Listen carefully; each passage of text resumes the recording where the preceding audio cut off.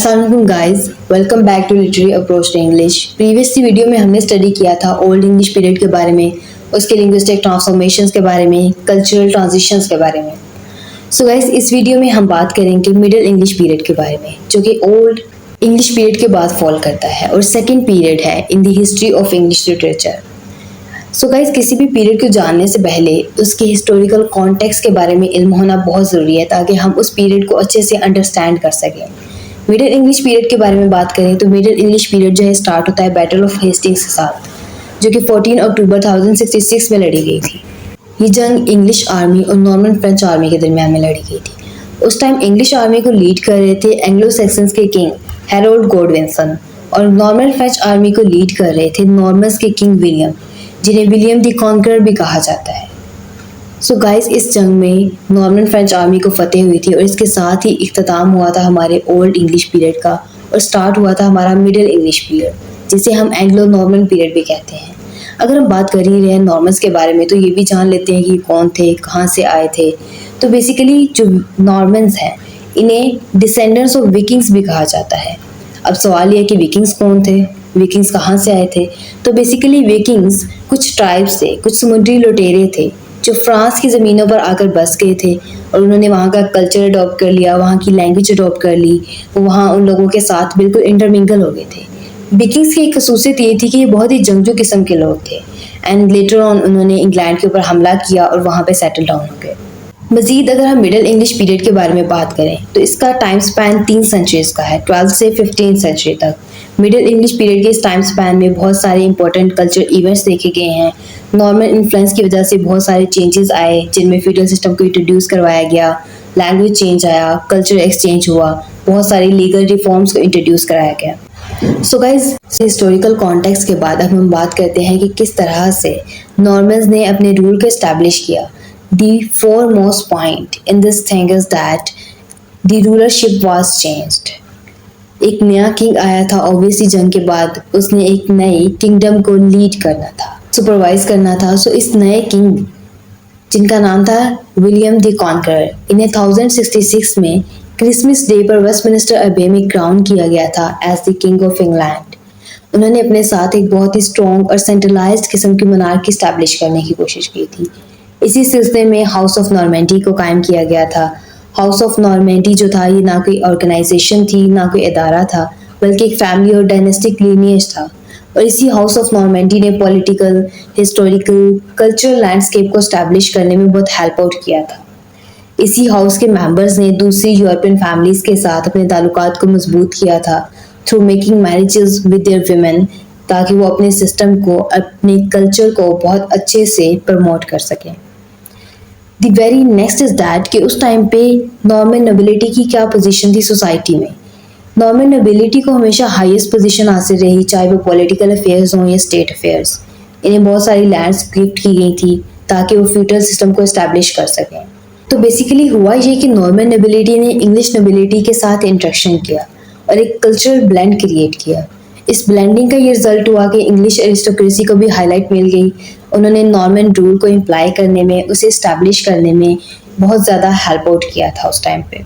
उस time power एक hierarchical system के थ्रू सोसाइटी में मूव कर रही थी, जिसमें टॉप पर किंग थे, देन उनके नोबल्स थे एंड नाइट्स थे and so on. Normal rule में सबसे लॉन्ग टर्म इम्पैक्ट जो था वो लैंग्वेज का था, लैंग्वेज चेंज का, लिंग्विस्टिक ट्रांसफॉर्मेशन का, जिसे हम ऑनवर्ड स्लाइड्स में स्टडी करेंगे। So guys, middle English period के कुछ ऐसे इवेंट्स हैं कि अगर जिनके बारे में बात ना की जाए तो इसकी डिस्क्रिप्शन अधूरी रह जाएगी। इन्हें हम historical events of middle English period भी कहते हैं, जिनमें टॉप मोस्ट है 100 Years' War। ये जंग दो किंगडम्स के दरमियान में लड़ी गई थी, again the kingdom of France and the kingdom of England. ये जंग 116 साल तक जारी रही थी और इसके बहुत सारे इफेक्ट्स हुए थे। वजह क्या थी इस जंग की? वजह ये थी कि इंग्लैंड के जो किंग थे एडवर्ड III, वो क्लेम करना चाहते थे फ्रांस के तख्त को। सो इसीलिए उन्होंने इस जंग को स्टार्ट किया था, बट उस टाइम पे अनफॉर्चुनेटली फ्रांस को इस जंग में फतह हुई थी। तो गाइस, 100 Year War का जो सबसे फॉरमोस्ट इम्पैक्ट था वो नेशनल आइडेंटिटी का इम्पैक्ट था। लोगों में एक सेंस ऑफ आइडेंटिटी, एक सेंस ऑफ पैट्रियटिज्म डेवलप हुई थी कि वो अपनी आर्मीज के बिहाइंड जाके खड़े हो गए थे, उनके शाना बिशाना लड़ने के लिए खड़े हो गए थे। और इसी 100 ईयर वार की वजह से एक रिच किस्म का हीरोइक लिटरेचर प्रोड्यूस हुआ था। पोइम्स लिखी गई, टेल्स लिखी गई, क्रॉनिकल्स लिखे गए नाइट्स के बारे में, उनकी शिवैलरी के बारे में। और इसी लिटरेचर के मेन थीम से शिवैलरी एंड कोर्टली लव। शिवैलरी मीन्स बहादुरी। उस टाइम के नोबल्स, नाइट्स, वॉरियर्स जो थे, उनकी बहादुरी को ट्रिब्यूट पेश किया गया था थ्रू लिटरेचर।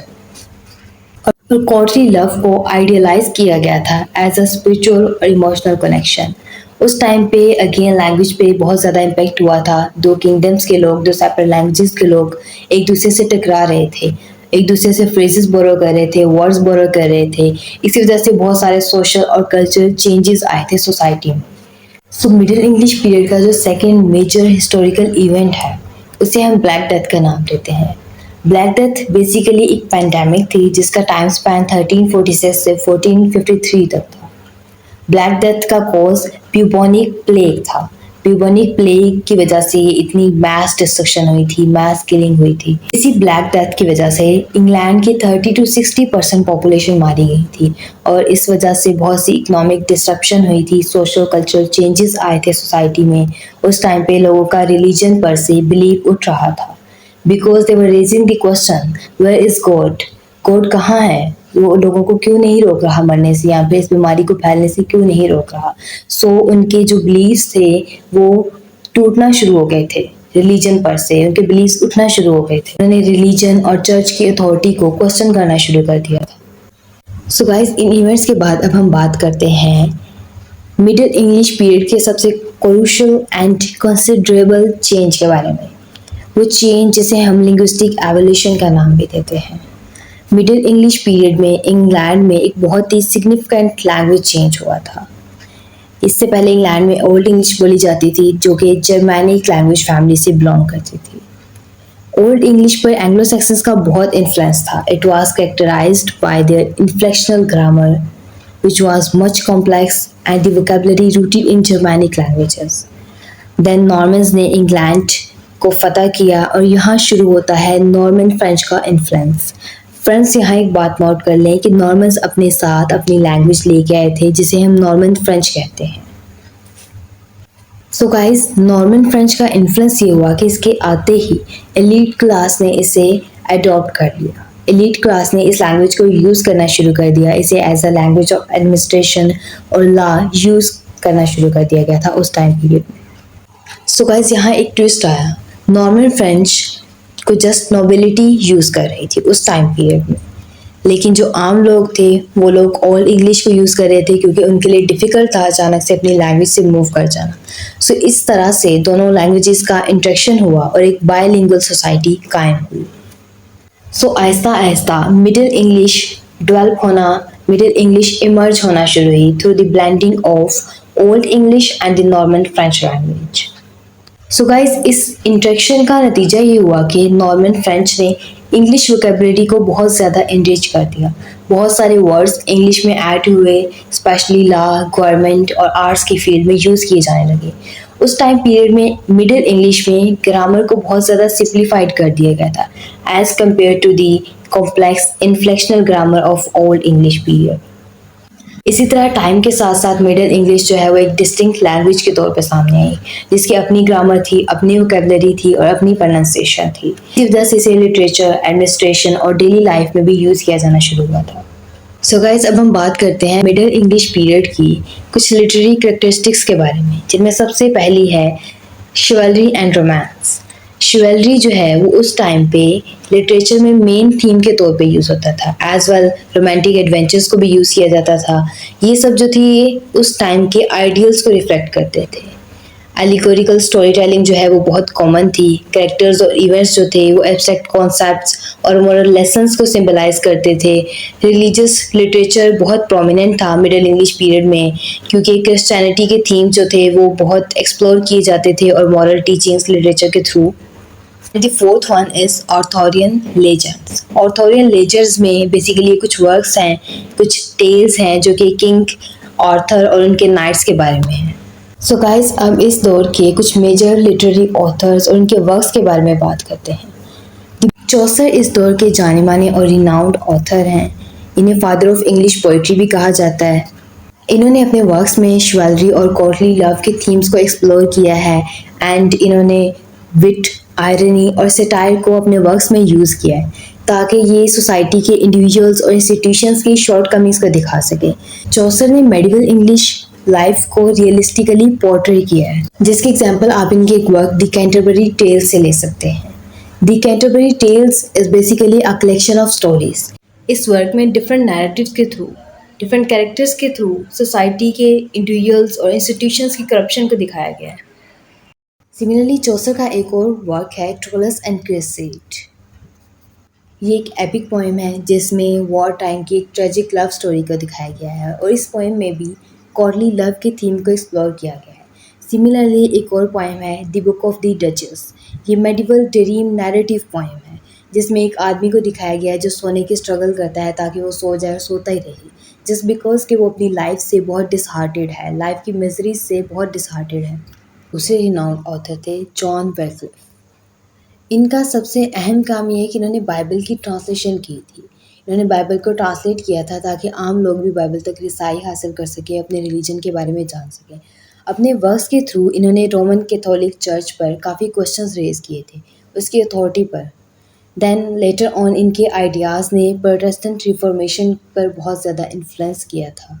प्रोटेस्टेंट रिफॉर्मेशन एक रिलीजियस मूवमेंट थी जो 1500 के राउंड अबाउट इंग्लैंड में चली थी। The third one is Thomas Malory. Thomas Malory famous हैं ऑर्थोरियन लिटरेचर की वजह से। इनकी एक फेमस राइटिंग है लीमॉट द ऑर्थर। इस वर्क में इन्होंने ऑर्थोरियन लिटरेचर को एक्सप्लोर किया है, ऑर्थोरियन थीम्स को एक्सप्लोर किया है, जिनमें हमारे पास शिवलरी के थीम है, लॉयल्टी की थीम है, ऑनर के थीम है, किंग ऑर्थर उनके नाइट्स की टेल्स हैं। This work is basically an epic narrative. अब आते हैं मिडिल इंग्लिश पीरियड के एक ऐसे ऑथर की तरफ जिन्हें एनोनिमस कहा जाता है because no one knows about him anything. इनके वर्क्स को जस्ट लिटरेरी कैरेक्टरिस्टिक्स की बिना पर, लिटरेरी सिमिलरिटीज़ की बिना पर इनकी तरफ एट्रीब्यूट किया जाता है। इनका सबसे फेमस वर्क है Sir Gawain and the Green Knight. Sir Gawain and Green Knight ये पोएम ऑर्थोरियन रोमांस का एक मास्टरपीस है। इस पोएम में एक नाइट सर गैवन की स्टोरी बताई जाती है जो कि बहुत चैलेंजिंग है, चैलेंजेस को एक्सेप्ट करते हैं। इस पोएम में शिवलरी, ऑनर और सुपरनेचुरल थीम्स को एक्सप्लोर किया जाता है। ये पोएम अपने इंट्रिकेटिव स्ट्रक्चर, विविड डिस्क्रिप्शन और मॉरल कॉम्प्लेक्सिटी की वजह से बहुत फेमस है। इसके अलावा कुछ और पोएम्स हैं जैसे pearl, cleanness which is also known as purity and the other one is patience। ये तीनों पॉइंट्स भी अपनी लिटरेरी सिमिलरिटीज़ की बिना पर सर गैवन की तरफ एट्रीब्यूट की जाती हैं, एनोनिमस सर गैवन पॉइंट की तरफ। So guys this is all we discussed in middle English period. I think इस डिस्क्रिप्शन के साथ आपके लिए मिडिल इंग्लिश पीरियड को एक्सप्लोर करना बहुत ईजी होगा। So, if you like our video, do share it and comment as well. Thank you so much.